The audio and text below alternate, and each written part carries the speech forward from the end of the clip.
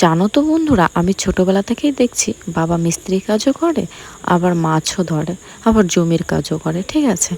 তো যখন আমি ছোটবেলা থেকেই বাবাকে মাছ ধরতে দেখতাম, আর আমাদের অনেক জাল ছিল অনেক রকমের, ঠিক আছে। আর বাবা প্রত্যেকটা ধরনেরই মাছ বাড়িতে ধরতে গেলে আনতো, মানে আমাদের বাড়িতে মাছ ছাড়া কখনো থাকতো না, আমাদের বাড়িতে তো থাকতো না, সঙ্গে আশেপাশের লোক বা আমার ফ্যামিলিতে আমার বাবা জেঠু কাকারা যারা আছে তাদেরও মাছ ছাড়া তারা ভাত খেত না, মানে এতটাই মাছ ধরতো আমার বাবা, ঠিক আছে।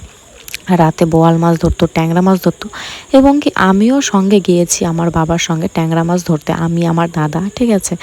তারপরে যখন 2017 সালে বন্যা হয়েছিল, বড় বন্যাটা, তখন আমি আর আমার বাবা দুজনে মিলে 19টা জালের কাঠি বেঁধেছি, আর হচ্ছে তোমার ওই যে শোলার কি বলে না, শোলা দিয়ে তৈরি করে ফোতা, সেগুলো বেঁধেছি। হ্যাঁ, তো সেই আমার জালের কাঠি বাঁধা দেখে অনেকে আমার বাবাকে বলেছে, তোর মেয়েকে বলবি আমাদের জালের কাঠি বেঁধে দেবো, টাকা দেবো।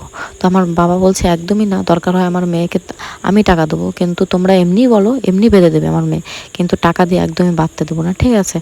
যেহেতু আমি তখন অনেকটাই ছোট ধরতে গেলে, তো সেই জন্য আমার বাবা আমাকে বাঁধতে দেয়নি। আর আমার জালের কাঠি বাঁধা এতটাই সুন্দর হয়েছিল, সবাই খালি দেখতে আসতো যে আমি কিভাবে জালের কাঠি বাঁধি আর কত স্পিডে বাঁধি। একদিনেই মানে 3-4টা জালের কাঠি বেঁধে ফেলছিলাম, এত বন্যা হয়েছিল। আর তখন এত মাছ হতো, বাতাসি মাছ, চেলা মাছ, তারপরে কালবাউস, আরও অনেক ধরনের মাছ আছে যেগুলোর নাম আমি জানি না, নদীতে পাওয়া যায় ছোট ধরনের মাছ, পুঁটি মাছ। আর আমাদের বাড়িতে আমার বাবা জেঠুরা পিসিরা সবাই মিলে 7 ভাই বোন, তারা তো প্রত্যেকটা ফ্যামিলি নিত, আশেপাশের প্রত্যেকটা মানুষকে দেওয়া হতো, মানে এতটা মাছ হতো যেগুলো খেয়ে শেষ করা যেত না। আর যেহেতু বন্যার টাইমে প্রত্যেকটা ঘরে ঘরেই মাছ, সবার বাড়িতে একটা দুটো করে জাল ছিল, ঠিক আছে, খাওয়া যেত না, তো বিক্রি করলেও সেরকম দাম পাওয়া যেত। ওই জন্য যাদের বাড়িতে জাল ছিল না, যারা মাছ ধরে খেতে পারতো না, তাদেরকে দিয়ে দিত আমার বাবা মা। আর এখন আমার বাবার এমন অবস্থা হয়েছে, মানে যারা আমাদের কাছ থেকে মাছ নিত তাদের কাছ থেকে কিনে চাইলেও দেয় না, যে আমরা টাকা দিতে পারবো কি পারবো না, এরকম একটা অবস্থা হয়ে গেছে। আর এখন 1 পোয়া চেলা মাছ কিনতে গেলে 70 টাকা পোয়া। যখন আমার বাবার খেতে ইচ্ছা করে, মাঝে মধ্যে আমার মা মানে জোর করে হলেও নিয়ে আসবে, বাকি করে হলেও, মানে গ্রাম থেকে, মানে যখন লোক আসে বিক্রি করতে বা হাট থেকে বা বাজার থেকে, যারা চেনা পরিচিত তাদের কাছ থেকে নিয়ে আসবে।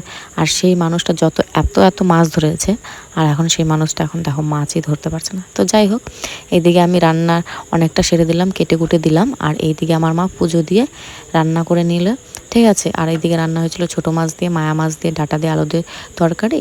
আর এইদিকে আমরা খেতে বসে পড়েছি। তো যাই হোক, তারপরে দুপুর হয়ে গেছে, দুপুরে আগের দিন আমরা খেয়েছি আমরা মাখা, আর আজকে আমি, রিয়া আর আমার বাবা খাবো তেঁতুল মাখা, ঠিক আছে।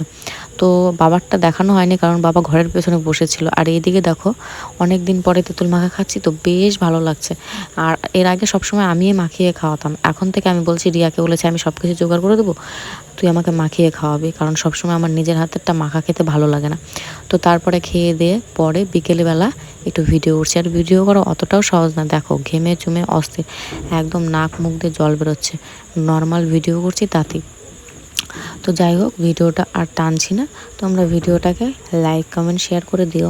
আর আমার ফ্যামিলির গল্প যদি কেউ শুনতে চাও, সেটা কিন্তু অবশ্যই জানাবে, আমি প্রত্যেকটা ভিডিও